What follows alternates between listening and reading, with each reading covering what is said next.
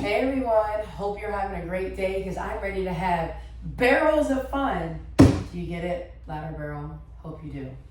Nonetheless, wanted to shop a little bit about the ladder barrel, a little bit about its creation in case you're unaware, and the best placement for when you're doing prone exercises on the barrel, okay? So a couple of things that you should know. The barrel, if you turn it sideways, or actually even if you look at it from this view, it's shaped like a keg. Yes, Joe Pilates came up with the idea based off of a beer keg. So that's where some of the idea came from. And then the ladder, of course, came from obviously a ladder. And that's just a little quick snippet of a little bit about the history of the barrel. Now, as far as its use, some of its primary use is to really help with spinal articulation because this is one of the few apparatuses in addition to the spine corrector where you can really find and understand the deep posterior tilt of the pelvis, which I've been talking about quite a bit in training. This is a great tool to use during private sessions to help assist with some of those exercises. So if you see that your student is struggling with, say, the roll up or even bridging, and or the roll over, and you find that they're getting stuck, whether it be in their lumbar or thoracic spine, and they're just not able to quite get that good, honest feedback, that's when you think to yourself, aha, I should probably take them to the barrel. This is also a great place for people to stretch and lengthen their hamstrings, side body, and all of that good stuff that gets really, really tight just from our everyday use in everyday life.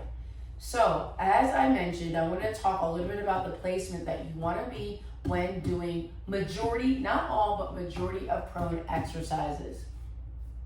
When you are either doing swan with feet up against the ladder barrel, or maybe you're doing swan the other way where your hands are on to the ladder part and your legs are onto the barrel, you always want to make sure that your pubic bone or right below your ASIS bones, like thereabout, should be behind the apex. So right here, if you see my dot, and most ladder barrels have that, I currently have a stot, but at Club Pilates, I think they have balanced body.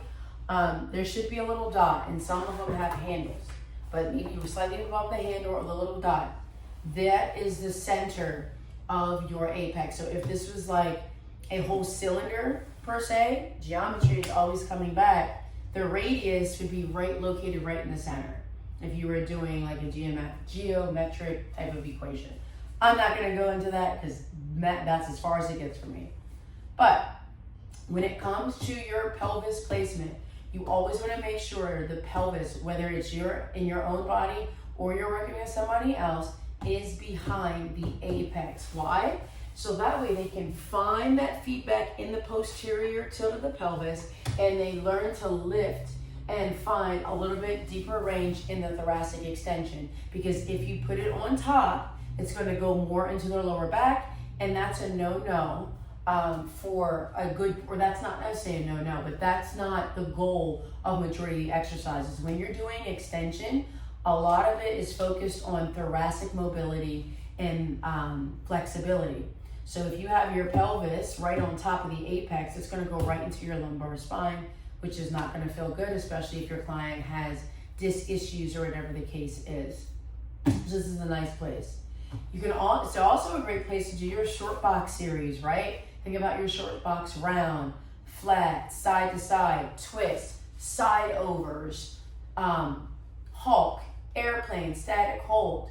It gives you that nice, honest feedback, and you're able to find that two-way stretch a lot more because instead of your foot being in the strap, your entire foot is pressed up against the surface, so you're able to find more length and more push into your legs to help you lengthen and stretch the side body. So that's also a great reason why I like using a ladder barrel.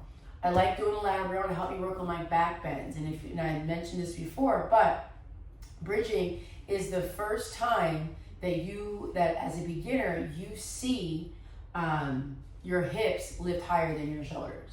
Because then from there, you progress, roll over, whatever the case is.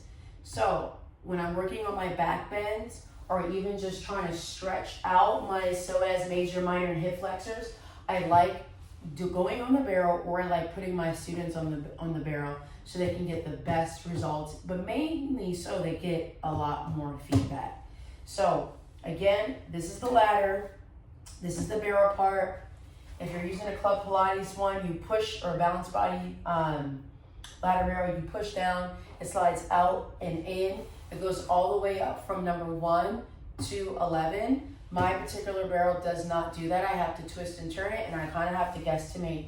So depending on the exercise, like for example, if I'm stretching out my hamstrings per se, I'm going to try to make sure that my hip bones are all the way pressed up against the ladder part here, and I may have either part of my calf muscle onto the barrel. So this is actually probably a solid spot for me. However, I could maybe add in a yoga block so my hips are more level, because right now my right hip is hyped due to the height of the barrel. So if I had a yoga block, or if I elevate my heel, then I'm a little bit more square, but then I have to compromise my knees. So a yoga block would be the right answer for somebody who's a little bit shorter and you notice that their hips are not even. So I hope that this tip helped you with the ladder barrel, and my tongue, can't even talk. And I hope that this helped you, and let me know if you have any questions. Take care.